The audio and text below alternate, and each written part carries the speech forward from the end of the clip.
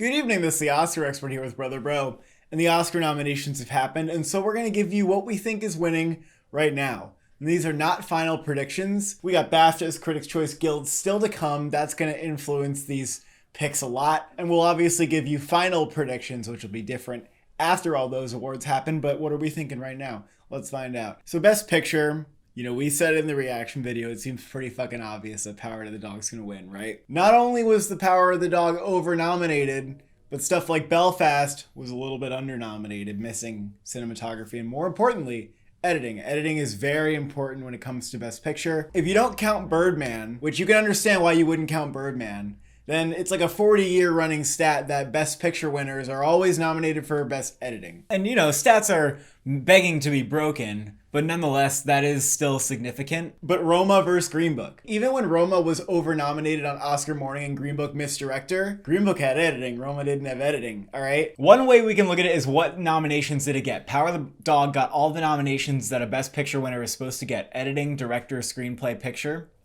Nothing else. Actually, nothing else got those 4 nominations, okay? The other way you can look at it is this. You should expect to win screenplay or directing if you're going to win Best Picture. That's how even in a year where Roma was over-nominated, Green Book was under-nominated, it didn't get director, you could have still looked at screenplay and said, okay, it could win screenplay. And then that could have been its avenue in. Power of the Dog looks like a sure Best Director winner. Maybe even more obvious and adapted for that movie. Now, I think it is a good bet. Power of the Dog wins screenplay and adapted. In original screenplay, you have Licorice Pizza versus Belfast.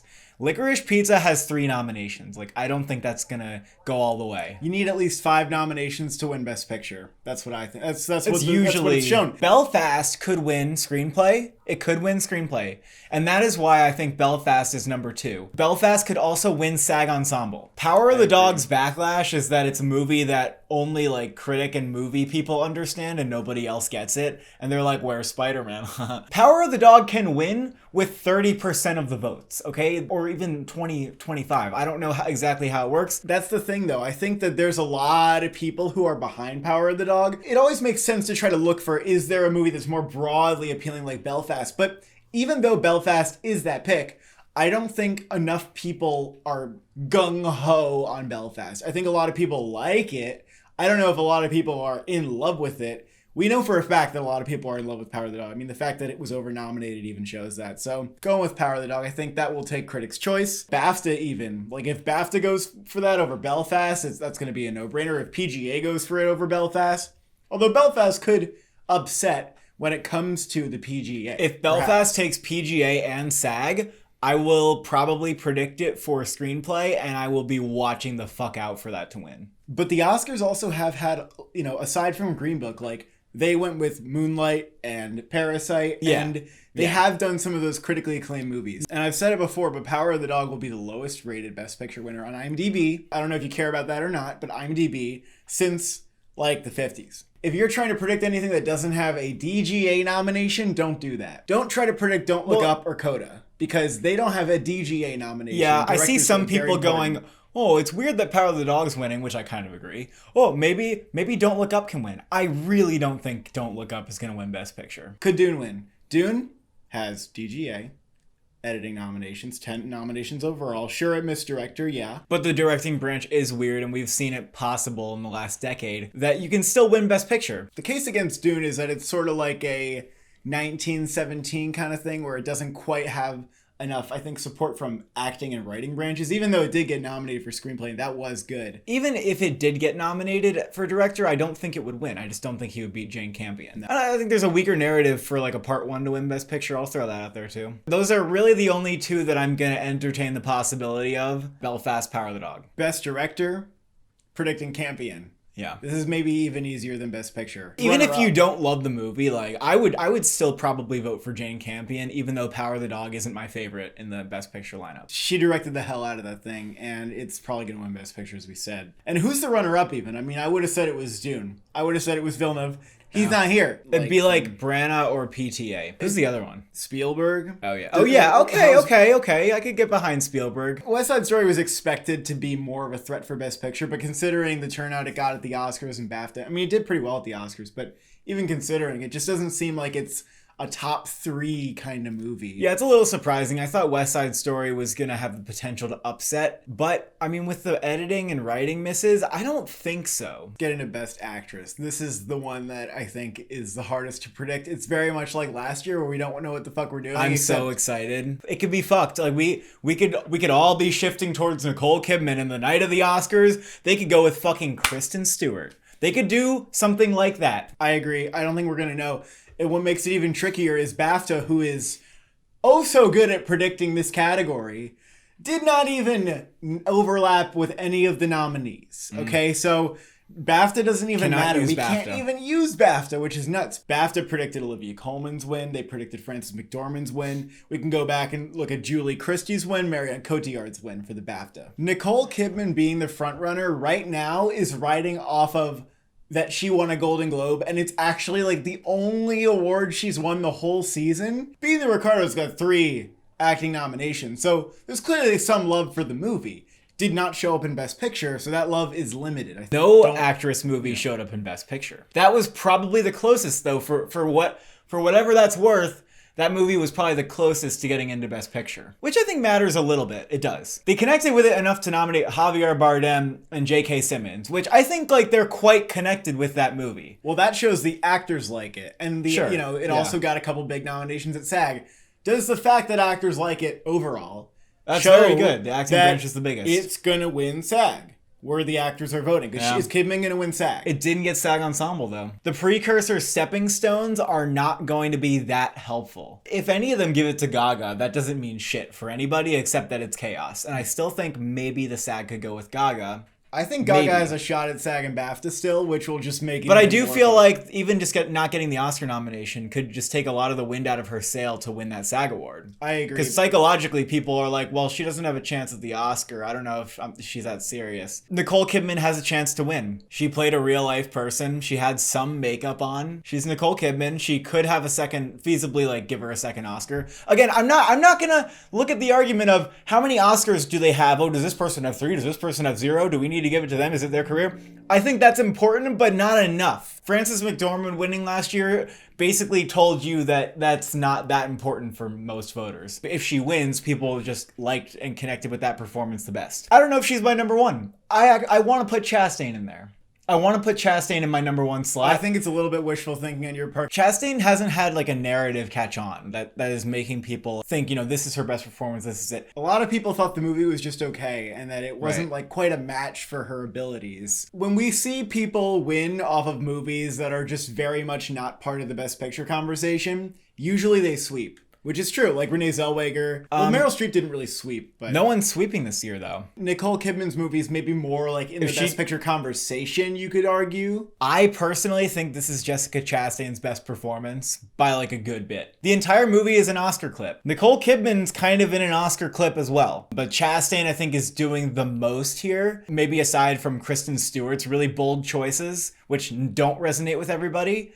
So I do think Chastain has a chance to win. Assuming they've seen the movie, I don't get how you could turn her down. I don't get how you could be like, that's not an Oscar-worthy performance. And Kristen Stewart, does she have a shot still? I mean, the movie being left out of every single other category, clearly it's not even as popular as Jackie, not even. Kristen Stewart can maybe still win Critics' Choice. Oh, I think she will win Critics' Choice. She can maybe win Critics' Choice. And that's all she'll have, because she's not even nominated BAFTA and SAG. I do think this, though. If she does win, people are not going to be calling it. It's going to be a shocker. It'll be one of the most nuts wins if she wins. The fact is, whatever wins SAG is going to be at the top of everybody's predictions, and that's it. I'm going to say Chastain. I want to take that risk. I want to be a little bold here, because why not? I think it's the category where we can be bold. And if I didn't say Chastain, I would say Kidman.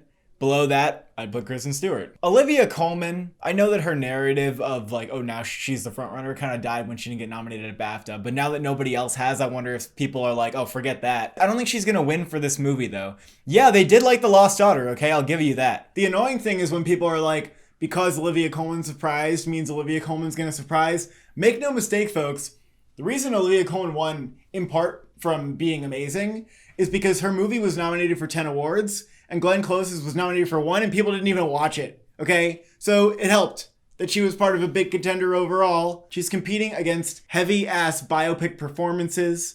I think one of those three is going to win. I won't say impossible, but I just don't think it's likely. This is not my final predictions video, so I'm just going to predict Kristen Stewart because I think that this category is going to be fuckery, and I just don't feel right saying it's going to be as easy as Kevin. So I'm just going to go out on a limb now. I'll change my mind if like she doesn't win shit, probably, but I don't know. I'm just going to say that right now. I would love for it to either be Stewart, Chastain, or Coleman. I am predicting Jessica Chastain. Best actor is a little bit interesting though, because a lot of people think we have a locked in race where Will Smith's just taking it all the way. I mean, he has. I don't think a lot of people think that anymore. You think you'd be hard pressed to find someone who would say, oh, it's definitely Will Smith all the way. Oh, I've seen it. I think at this point, it's clear that I think Benedict Cumberbatch being in the Best Picture, Director, Screenplay frontrunner has a very good chance to win. Last year, they did not get behind the narrative. The narrative was Chadwick Boseman, give him the Oscar because this is your last chance. We knew Will Smith's narrative in like April, June, like way before the movie came out. So clearly that's strong to give Will Smith the Oscar. Also, there has not been a non-white actor to win a leading acting Oscar in like, 15 years? It's been like an insane amount of time. But we see that last year people did not vote with the narrative. They voted for Hopkins because that was a fucking towering, titanic performance from him. Also, Will Smith just has not been showing up. He has not been on the ground. Where is he? And Benedict Cumberbatch is all over the place, and his movie's all over the place. I mean, King Richard did very well at nominations. It got everything it needed to, so it shows there's clearly passion for the movie. It has editing, it has screenplay, it has another actor in there. Like, it's an easy movie for any person to connect with. It's like Academy bait, in my view. But then Cumberbatch, maybe he steals BAFTA from Will Smith. And then it becomes the question of, are we just having last year again? Will Smith takes everything, and then suddenly Benedict takes BAFTA and Oscar.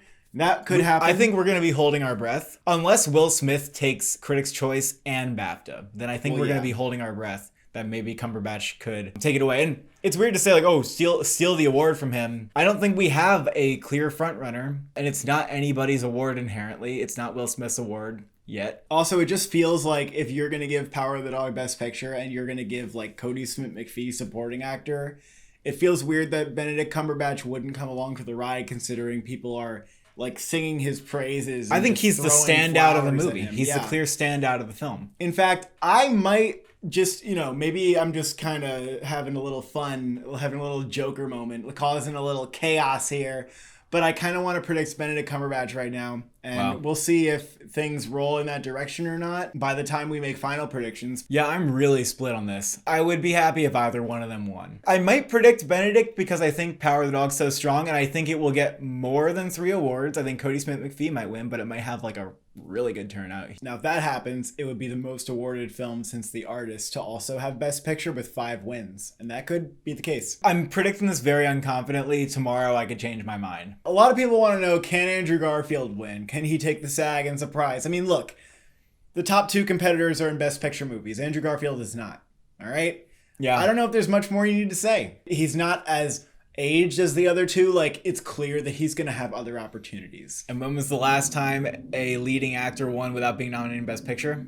Jeff Bridges in Crazy Heart. Correct. I was doing a Moneyball thing to you. I was being Brad Pitt in Moneyball and you were Jonah Hill. And I succeeded in hilling you. We should do that more often. It should be a new dynamic that we have. In Best Supporting Actress, this one feels easy. This one feels like DeBose. This could be West Side Story's only win, sure. It might even be a shoe-in. Like, the runner-up was Katrina Balfe, maybe, and now that's not even possible, you motherfuckers. I guess the runner-up has become Kirsten Dunst. You're correct, but Ariana DeBose will win this. This is like, I'm confident in it. I would bet, like, part of my body, like an organ, that this is going to happen. It's just a magnetic performance. It's just so easy to watch that movie and understand how you could give her the Oscar in the same way that Rita Moreno won the Oscar for the original. It is a standout performance of the entire movie, and every second she's on screen, she fucking kills it. She's doing the singing, the dancing, the crying. She's also stronger in the latter half of the film, so she has like a huge impression on you by the time you leave. I mean, she's just the standout performance in a film where every performance is great. No. She's a standout performance in a film where there are so many great performances. Oh, you don't know what I'm talking about there. Not Rachel Zegler, I wouldn't say that about her. That one's easy for me. Goodbye. Next. Supporting actor. This one looks like Cody Smith-McPhee. It does look like he's going to continue that critic sweep, which has been surprisingly unanimous. We've both been surprised at how unanimous he's been with critics groups. And it seems like if Power of the Dog is so popular, then they're going to kind of agree that Cody Smith-McPhee's performance is something very special. I think his performance in that film resonates if you resonate with the film, and it resonates a lot. You know, that on the first viewing of the film, I was a little bit dismissive, like, oh, he's not going to get nominated. But on subsequent viewings, I kind of get it. I'm starting to come around and being like, okay, I see that. Especially after watching interviews with him. And you see like how much thought was put into this character. It'd be an interesting win because I really didn't see it coming when I watched the film. It is a very unconventional performance to win because he doesn't really do crying. I mean, he tears up a little bit. There is no shouting. It's very quiet, very subtle. It's more a performance where you're kind of looking at him and you're trying to figure out his intentions and everything, which is a really interesting performance, and Cody Smith-McPhee nailed it. Well, he's a character that transforms too. So you see him in one way in the beginning, and then by the end you see him completely differently, and he's the one you're thinking about when it's over. So it's also about the impression the character leaves on you. It's also weird because he's so young, and this is his first real like performance that's on the radar for awards. But you can also say that about Troy Kotsur, who I think is the other potential threat to win this category. Well, supporting winners generally skew older, actually. So you'd see younger actresses winning. That's like the youngest category, lead actress. Supporting categories are a little older. And then men are always older than women, because that's how Hollywood sexism works. I would like to see things go in Troy Kotsur's direction. Personally, I would vote for Troy Kotsur in the category. Yeah, because he made me cry. Like, what else am I supposed to do? I'm so happy that he actually got nominated for Coda. Everywhere. I was thinking that if Coda does get him nominated and it's nominated for Best Picture, what's stopping him winning? And apparently it's that Cody Smith-McPhee is really goddamn strong. He's caught on very strongly. And there's also a great narrative here. He would be the second deaf actor to win an Oscar. He's the second deaf actor to be nominated for an Oscar. And he's also been in the industry for a long time. Like, he's been hustling to have a career in acting, and I can't even imagine how hard that is when your roles are so limited. I would love to see it happen for the guy. And it's just such an easy performance to connect with. So I do wonder if that could take Cody Smith-McPhee down, but he'd have to pick up an award somewhere else. Probably SAG. That movie's nominated Ensemble, where Power of the Dog isn't. That is what Ye Jung-yoon did last year. It was like, where is she? I guess she's not winning, but then all of a sudden she takes SAG, and it's like, oh, well, and now we know what's happening. And then she had BAFTA. I mean, maybe Troy Kotsur can do the same kind of thing. But maybe Cody Smith-McPhee goes all the way. Yeah, the problem is that Power of the Dog, I just think it will win an acting category. So if he doesn't win an award somewhere, I'm going to be like a little upset. Like, why did Cody Smith-McPhee have to sweep? I wanted to have a little battle between him and Troy. I mean, I'll probably predict Cody Smith-McPhee. I'm going to go to Troy Kotsur. You are. I'm not confident about that, but for the fun of this project. Original screenplay. This is a very interesting category because we're duking it out between now 8-time nominee Kenneth Branagh and now 11-time nominee Paul Thomas Anderson. Kenneth Branagh, as we've said, his movie seems like a bigger Best Picture contender. However, this could be Paul Thomas Anderson's year, and maybe there's a narrative gathering around it being his year. Now, I would have been sold on this being Paul Thomas Anderson's year if Licorice Pizza performed well and got like a Lana Haim or an editing nomination, but it did end up with a measly 3. I mean, granted, every nomination it has is for Paul Thomas Anderson, and he has an amount of industry respect that probably cannot be overstated. And I think specifically he's admired and appreciated as a writer, kind of like Quentin Tarantino, where they might never give the guy a directing Oscar, but I think he's going to win a screenplay Oscar at some point.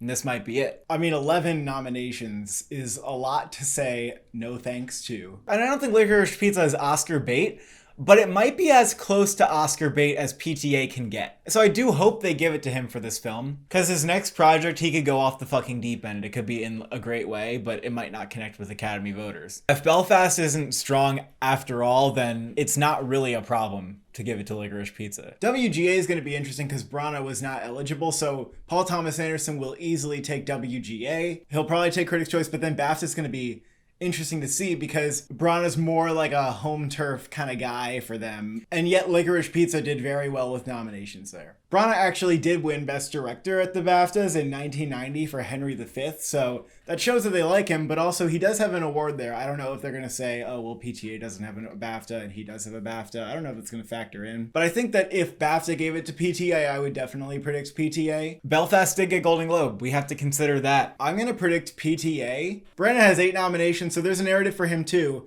And it does feel like Belfast maybe has to win something, and this is probably the only category it even has a shot to take. If Belfast wins PGA, I'll predict it for screenplay. I do think Belfast will win SAG. I think I'm going to say PTA as well. In adapted screenplay, it's pretty obvious, Power of the Dog. I do think the runner-up is Coda, because that will win WGA. Power of the Dog is not eligible. Jane Campion won this category for The Piano. She's going to win again.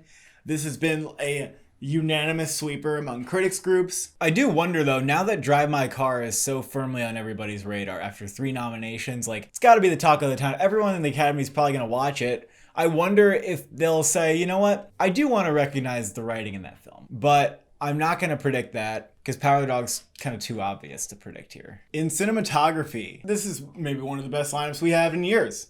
I mean, they took Belfast out and ensured that West Side Story and Nightmare Alley could get in, some of the most gorgeously, lusciously colored movies. Then there's Tragedy of Macbeth, which is just amazing looking. Bruno Del Bonello on his 6th nomination. Then you got Power of the Dog in there. You got Ari Wagner, her first nomination, and then you have Dune. Greg Fraser, kind of a big name now. He's got the Batman coming out. I wonder if that could factor in, because I think voting will be going on while that movie's out. Maybe. I think most people are going to predict Dune, but I could see this going in multiple directions. As spectacular as Dune was, I personally felt like that movie was carried even more by the sound than the visuals, and I know people aren't going to agree with that. And I wonder if people will see Dune as maybe being just a little too like washed out for their taste. It convinced me that it should be washed out, like it's a sand planet, so I get it. But that movie's almost more spectacle than style. Like Macbeth is like style. Nightmare Alley is all style. I actually think if I were to rank these, I might put Dune at my least favorite nominee here, and it's not really shaded it. I've liked Villeneuve's other movies more. Like I thought Sicario, Blade Runner, and Arrival were more impressive visually. I might have to say Dune wins here. I think it's got a great shot to take, you know, all the precursors like BAFTA, Critics' Choice, ASC. I mean, maybe it'll be a tight race because you got black and white movies. You got Del Bonell, who's kind of overdue now. And I still think maybe Janusz Kaminski for West Side Story. I know he's already won before, but that movie was fucking amazing looking. And I thought the camera work did so much for the storytelling. Perhaps it did the most good for the story out of any of these films. Power of the Dog, could that win off of, you know, coattailing that movie as the Best Picture winner? That would be the first female cinematographer to win. It's also like absolutely gorgeous. It's just probably the least flashy camera work out of the entire crop. Yeah, I love the cinematography in Power of the Dog, but I don't think it's going to win. I would go with Dune here. Yeah, I'm still going to go with Dune, even though I argued against it. For editing, I will also predict Dune. We saw last year was really important for the editing nominees to have sound coupled with them. And if you win sound, you are also a pretty good shot to win editing. This could be like Gravity winning as well, being like the tech sweeper. Mad Max winning, that was a tech sweeper. Look, this is going to get the editing sound combo. I'm so convinced of it. Even fucking Sound of Metal got the editing and sound combo. Dunkirk, Mad Max, Dune will win editing. I don't even know what else would win it. If Dune wasn't here, I was racking my brain trying to think about what the fuck else would actually win editing. Don't Look Up, maybe, as the runner. No, like maybe. It's barely been nominated. It hasn't even been nominated anywhere else. I'm just saying because it's the flashiest. Production design, again, are we going with Dune? Because I think I'm going to go with Dune here. I do think there could be an upset for Nightmare Alley or West Side Story, though. I think Nightmare Alley is the runner-up now that it has picture. Very possible, yeah. Because Nightmare Alley's production design stands out so much, that could be the winner. Dune has like the fantasy win kind of thing, like Black Panther or Mad Max. And the world building in Dune was really astounding. But yeah, Nightmare Alley with the moving funhouse and all that, that might win. That could upset up until the last minute. Like Dune could win Critics' Choice and BAFTA, and Nightmare Alley could pull it off at the Oscars. Something weird. Lord of the Rings, the first one, lost production design to Moulin Rouge, which makes me kind of wonder about Nightmare Alley for some reason. You know what? I'll go with Nightmare Alley here. Because I'm feeling a little like spreading of the wealth. We've seen it a lot of years where we tally up the Oscars at the end of the day, and a lot of the Best Picture nominees have at least one win. And so Nightmare Alley could go home with something, and if it does, it's going to be production design. Or Dune pulls a Mad Max and Gravity and gets 6 tech wins. Although, right. those got maybe 6 tech wins with both sound categories. So you're probably right. It's a little dangerous. Well, look, I'm going to switch to Nightmare Alley too, because I think it's just more colorful, and that seems to have worked a little bit. Well, I'm just thinking, if I'm going through my ballot, I'm like, okay, Dune editing, score, sound, visual effects. Oh, Nightmare Alley, that was good for production design. Yeah, maybe we'll spread it out a little bit. That stupid little argument that I just made in my head convinced me, okay, I'll go to Nightmare Alley for now. Costumes? Is it dangerous to predict one of the only non-nominees in this category, Cruella? Or is it just the smart, sensible thing to do? I think Cruella is going to take this. I would love for Cruella to take the award here. This is the part where I think you'll agree that West Side Story could upset here. No. But if Cruella was upset at the end of the night, West Side Story would have caused them to be upset. Yeah, okay, maybe West Side Story's runner-up, but I think it's Cruella. Cruella's the biggest, like literally just the biggest costumes. The most large costumes. I just think West Side Story could surprisingly win another award somewhere. This is not going to be one of the ones that goes to Dune, I think. I'll go with Cruella as long as it doesn't get snubbed at places. In best score, I think this is between Dune and Power of the Dog. It's easy to say that Dune's going to take it in a cakewalk, and maybe it will. Because Hans Zimmer, he hasn't won since Lion King. He's done so much amazing work in between, and this is like one of the crowning achievements of his career. It's absolutely incredible. It might be easy, yeah. It might just be, he won at the Golden Globes already, so he has a win under his belt. And we were like, yeah, of course, duh. Johnny Greenwood's score is at times minimalistic. Dune's score is maximalistic. I could even understand the argument that he's doing too much. He's splattering too much on the canvas. But I still dug it, and I do think Dune will win. Johnny Greenwood, I think, has a lot of respect, and people could say, like, maybe let's give him an Oscar. And it's easy to respect what he's done on Power of the Dog. I love Power of the Dog's score. A lot of people find Spencer's score to be, like, screechy and, like, uncomfortable, but I think Power of the Dog is more, like, palatable, I guess. It is palatable for maybe a Greenwood score, but there are some tracks on there, like the keyboard that's like there's some weird shit on that album. Also, Hans Zimmer has been, like, one of the faces of Dune, which is so rare for a composer. Like, he's been out there. It's like him and Villeneuve at the Q&As. Like, it's his movie. He is such a huge part of it. The music is what makes you watch Dune and feel it, like, in your bones. And let's just predict sound while we're at it. This is going to be Dune. It's easy. Yeah, I'm done with that. Dune. It's winning editing. Is winning sound. Is there a runner-up? Is it West Side Story or No Time to Die? It doesn't. I don't even know. Matter. I don't even know. They didn't even care about giving it to musicals. They didn't even get sound to La La Land. And let's just get this out of the way too. Visual effects is Dune. Like that, I would bet anything on. Biggest lock of the night. Yep, it's the standout. Nothing else is a true standout for visual effects. That one's obvious. That's gonna get like actually 90% of the vote. Original song, Billie Eilish won the Golden Globe. In fact, she's won like almost everything that she's been nominated for as far as I'm seeing. We thought maybe it would be Beyonce. It's not looking like it's going to be Beyonce. The past 2 Bond films both won song, Adele, Sam Smith, and Billie Eilish is huge. It could just happen for her. However, what is lurking in the shadows? I don't think it's Be Alive. I think Dos Oruguitas is lurking in the shadows for a couple reasons. It's not actually just because of the song itself. I don't think the song itself is enough to win. It's because if We Don't Talk About Bruno was nominated, that would maybe be winning. And maybe they'll just give it to the Encanto song as a way of like kind of honoring the Encanto songs as a whole. And also We Need to Talk About Bruno. Honestly, if I were voting, I would think about that. I would consider like how much I liked Encanto's songs overall. Because you're giving it to like the same people, I think. And one of them is Lin-Manuel Miranda. And that would help him complete his EGOT. And some people may consider that. And he's had a huge... the EGOT narrative is actually pretty big. And it's Lin-Manuel Miranda. That would be like a really nice award to see.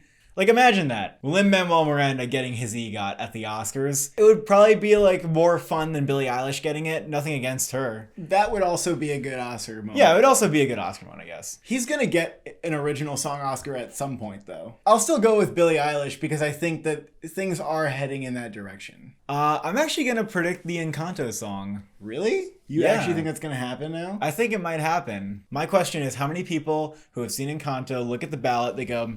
Encanto, check. They don't care about what the fuck song is on there. I don't know. I'm I just mean, wondering. I'm just speaking out loud. look, I'm just saying my thoughts out Sam loud. Smith won and Adele won. I know. And Trends are made to be broken. And the Golden Globes, they also affirmed both those wins. They're absolutely The Golden duking it Globes out. made their decision. And I feel like you're going to be right about it because you just have that, Oscar expert confidence. You stop that. But I am just going to be fun.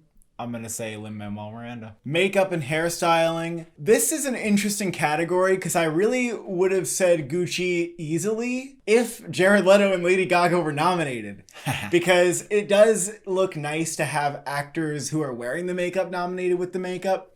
And Gucci has the most sort of transformative prosthetics where Jared Leto actually looks like a different person with all that shit on his face.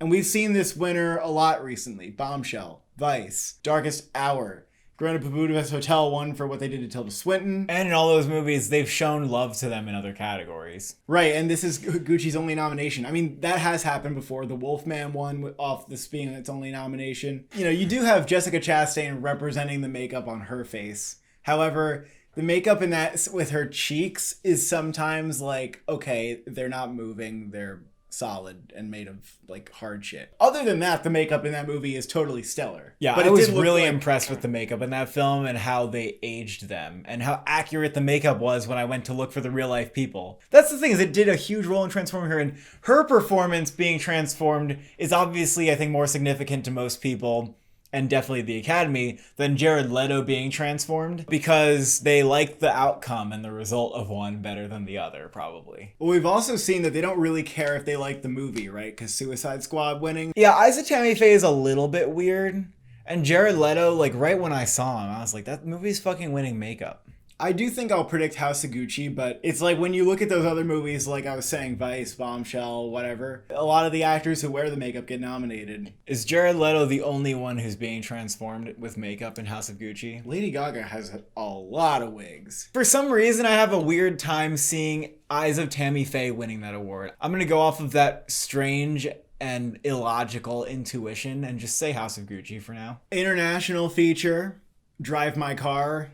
Any Done. questions? Goodbye. The runner-up is Worst Person in the World, which is nice to have affirmation, like concrete affirmation that that's runner-up because it has screenplay, but you can never, ever bet against the movie that's nominated for Best Picture, okay? Drive My Car's winning international. It's done. Goodbye. Documentary, Summer of Soul. Summer of Soul is going to take this one, and The Rescue, we thought it had a shot. It's not even fucking here. Yeah, how are you going to make the case for that? Makes it easy. Summer of Soul has got to win here. This is my top 10 films of the year. I mean, I fucking hope it wins. Last year, I loved Boys State. That was like my favorite doc of the year. It didn't even get nominated. So now I just feel like redeemed a little bit. What would be number 2? What would be the runner-up? Flea. Easily. Oh yeah, Flea. You're right. It's weird because we're not going to predict Flea to win any of its categories, I think. Because international, not a fucking chance. Documentary, probably its best shot. So yeah, I guess that could be the runner-up. No other documentary has even 2 nominations, so... Yeah, I guess, you know what? Watch out for Flea. And if it wins, I'm happy for it too. Speaking of Flea, animated film, Encanto.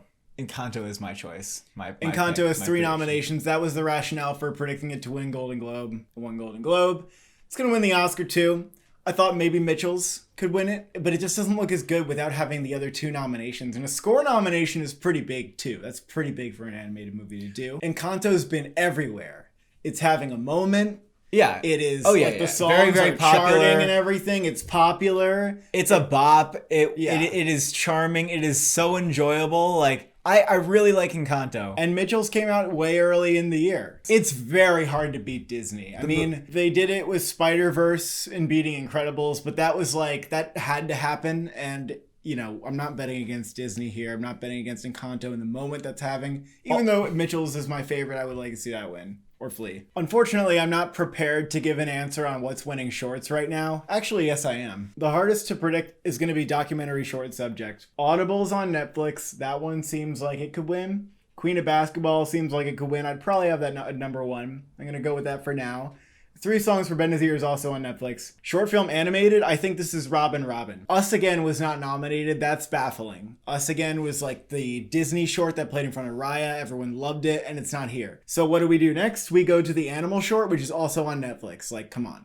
The Animal short, which is also on Netflix. And then short film live action. This is going to be a long goodbye. First of all, everyone likes it a lot. And second of all, Riz Ahmed stars in it and co-wrote it. that is like the thing that you need. When you have a recognizable face with it, you get in there. And this was the only movie from the top 5 on Gold Derby to even get nominated. It kind of makes this one a seeming no-brainer. I don't think I'm going to be changing my prediction for this category in animated, but documentary might be one where I kind of tinker around with that a little bit. You got to stay tuned for our coverage on, all these Guild Awards. The SAGs are coming up, PGA, DGA, all that shit. BAFTA, Critics' Choice, because we're going to tell you how this changes the game. Going to give you more juicy reactions that you've been enjoying so much lately. And our predictions will likely change quite a bit by the time the Oscars actually come around. Or will they? I was kind of trying to think a step ahead. Of course I would think this is winning right now, but maybe Nightmare Alley is actually the production design winner. Thank you for watching. Thank you for subscribing. Which category do you deserve a prize in?